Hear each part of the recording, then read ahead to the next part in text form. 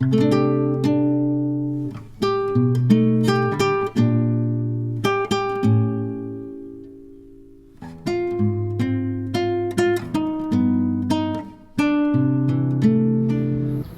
mapagpalang araw sa inyo pong lahat. Ngayon po ay March 10, 2026, Martes ng ikatlong linggo sa apat na pong araw na paghahanda. Ating pong unang pagbasa at pagninilay sa araw na ito ay hinango mula sa aklat ni Propeta Daniel chapter 3 verses 25 and verses 34 to 43. Noong mga araw na iyon, tumindig si Azarias at dumalangin. Alang-alang sa iyong karangalan, huwag mo kaming itakwil habang panahon. Huwag mong putulin ang iyong tipan sa amin. Muli mo kaming kahabagan. Alang-alang kay Abraham na iyong minamahal, kay Isaac na iyong lingkod, at kay Israel na iyong pinabanal. Ipinangako mong pararamihin ang kanilang lahi gaya ng mga bituin sa langit at ng buhanginan sa tabing dagat.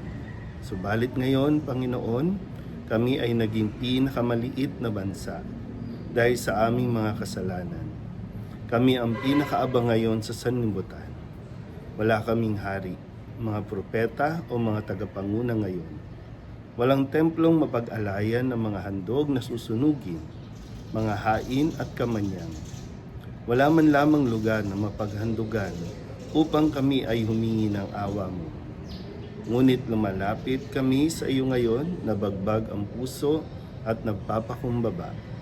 Tanggapin mo na kami na parang may dalang mga baka, mga guya at libo-libong matatabang tupa na susunugin bilang handog sa iyong harapan.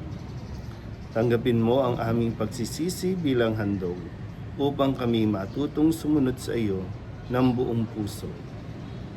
Walang nagtiwala sa iyo na nabigo. Simula ngayon, buong puso kaming susunod sa iyo, sasamba at magpupuri sa iyo. Huwag mo kaming biguin, yamang ikaw ay maamo at mapagkalinga. Kahabagan mo kami at saklolohan. Muli mong iparanas sa amin ang iyong kahangahangang pagliligtas at gayoy muling dakilain ang iyong pangalan, Panginoon.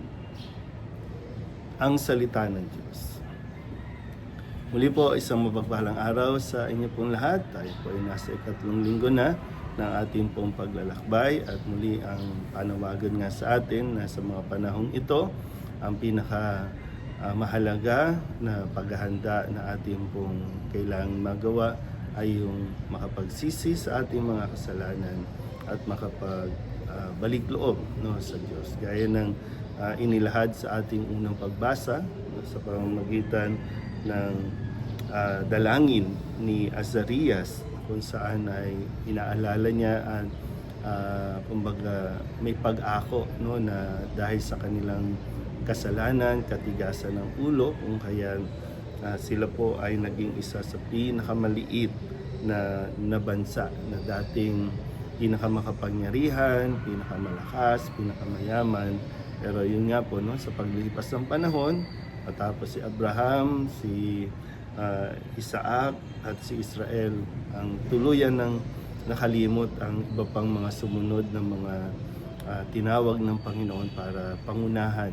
Pero dito, inaalala nga niya na ipinangako ng Panginoon sa kanyang mga lahi na pararamihin sila kasi ang dami ng bituin sa langit at muhangin sa dalampasigan. At ito ay siya ay kumbaga lubos na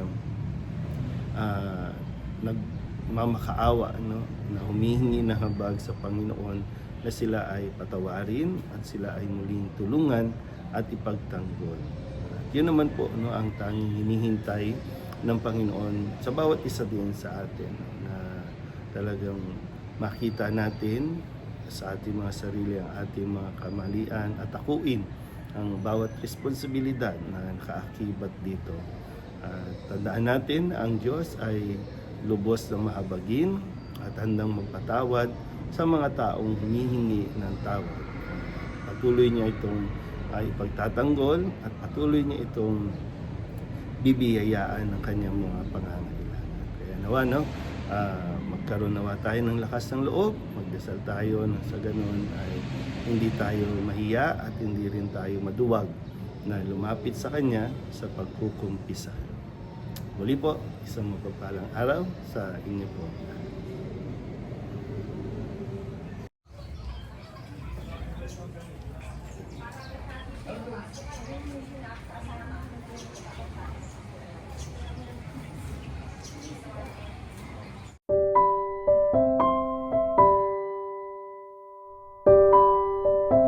Thank you.